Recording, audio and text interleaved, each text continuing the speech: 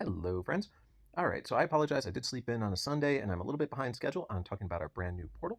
But the Beowulf portal has returned, and it has brought us this rather intense, goblin-y looking Grendel's mother. She was a very important figure within the story, so I'm going to assume that they have made her fairly interesting. But let's take a closer peek of what we have. We're going to be starting out with the Sorcerer class, which is, of course, going to give her the potential of doing mana delay on the opposing team, which is always helpful.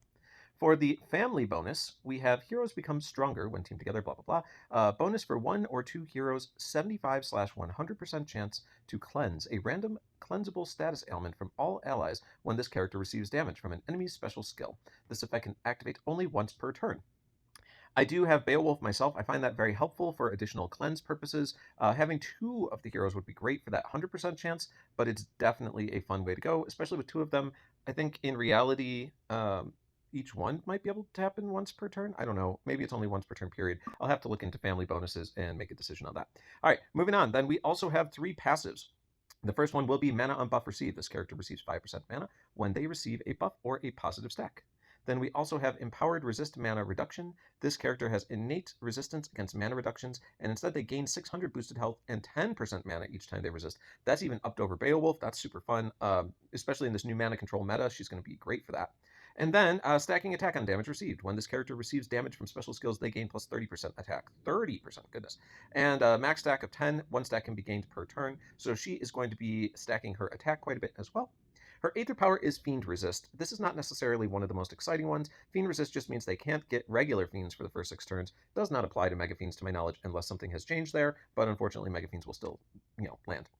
All right, moving on past that, we go down to our special operating at slow speed. We have Harrow the Heart.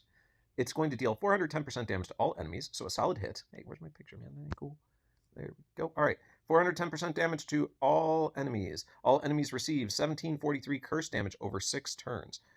So what are we looking at there? About 300 damage a turn? But it starts low and then increases high. So maybe it's going to start like 200 damage, but then it's going to keep ticking up, and the end tick might end at like 500 damage. Either way, 6 turns is a long time. I'd be surprised if it isn't cleansed off at some point in there. Source of ailments. The following effects are cast at random at a enemy at the start of each turn. Plus 60% damage received from status ailments for 5 turns. Ooh, ouch. And plus 60% of all healing received for 5 turns, or negative 60%. Okay, so she's going to increase the damage taken. She's going to decrease the healing they receive. And Source of Ailments will activate 6 times.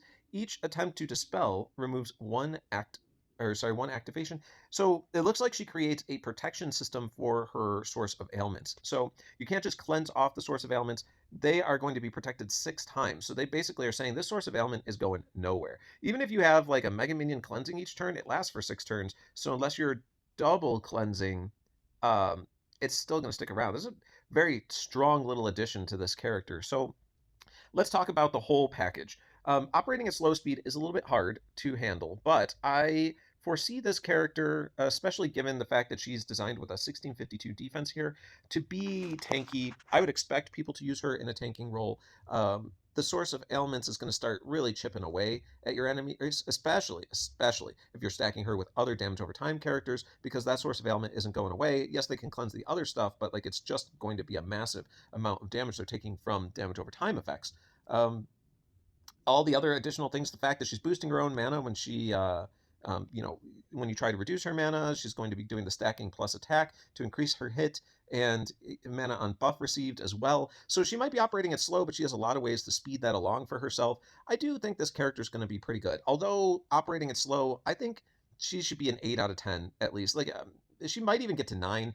I'd have to see how she plays out in an actual battle to fully understand how this source of ailments protection system works, but I do think that she could get no less than 8. I would definitely level this character if I got them. I think she's going to be a massive factor in rush wars, but the operating at slow means that you might be able to just kill her before she ever gets off, and that's fine. But she does have a slow special that's dangerous enough that I think it's going to be impactful and going to make people focus fire on her a bit. So she does her job. I give her an 8 out of 10. I hope you all have a wonderful Sunday, and we will talk to you soon.